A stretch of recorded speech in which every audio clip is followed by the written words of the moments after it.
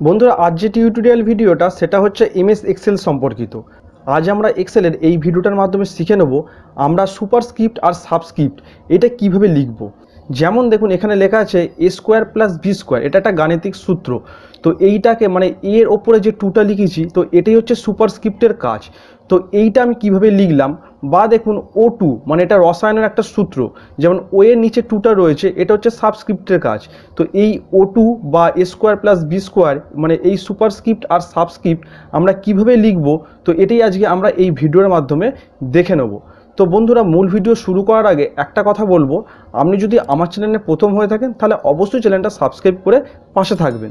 তো চলুন বন্ধুরা মূল ভিডিওটা আমরা দেখে নিই। তো বন্ধুরা প্রথমে এইটাকে আমি ডিলিট করে দিচ্ছি, এটাকে ডিলিট করে দিলাম। ডিলিট করে দেওয়ার পর আমি নর্মালি এখানে লিখব এ টু লিখব প্লাস লিখব বি টু। তো এ টু আর বি টু লিখে দিলাম। তো বন্ধুরা এখন কিন্তু দেখুন এর পাশে টুটা আছে, টুটা কিন্তু ওপরে নেই। তো এটা টুটাকে ওপরে করতে গেলে আমায় কী করতে হবে, প্রথমে এই যে টুটা রয়েছে এই টুটাকে আমি সিলেক্ট করে নেব।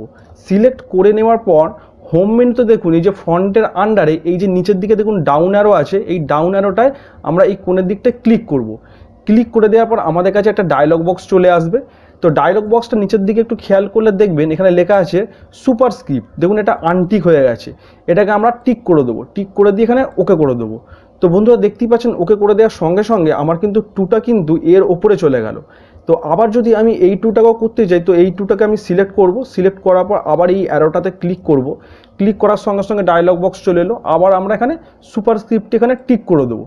টিক করে দেওয়ার পর ওকে করে দেবো। তো করে দেওয়ার পর বন্ধুরা দেখতেই পাচ্ছেন আমার এ স্কোয়ার প্লাস বি স্কোয়ার এটা কিন্তু হয়ে গেল। এরপরে বন্ধুরা সাবস্ক্রিপ্ট কিভাবে করব, যদি ও টু মানে রসায়নের কোনো সূত্র লিখতে হয় সেক্ষেত্রে আমরা নর্মালি এখানে ও দেবো আর টু দেবো। তো ও টু দিয়ে দিলাম। এবার ও টু দেওয়ার পর আবার আমাকে টুটা কী করতে হবে, এখান থেকে সিলেক্ট করতে হবে। তো টুটা সিলেক্ট করে নিলাম। সিলেক্ট করে দেওয়ার পর আবার এই হোম মেনু থেকে এই ফন্টের আন্ডারে এই যে ডাউন অ্যারোটা রয়েছে এই ডাউন অ্যারোটা এখানে কোণের দিকটা ক্লিক করব।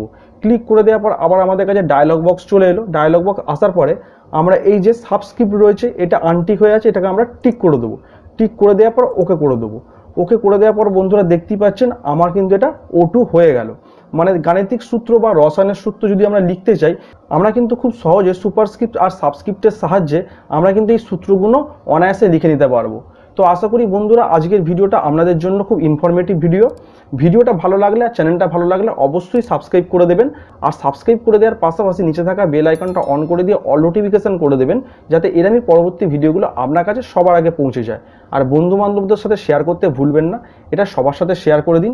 ভিডিওটা অবশ্যই এটা লাইক আর কমেন্ট করে দেবেন। দেখা হবে এরকমই কোনো ইনফরমেটিভ ভিডিও নিয়ে। ততক্ষণ পর্যন্ত ভালো থাকুন, সুস্থ থাকুন, ধন্যবাদ।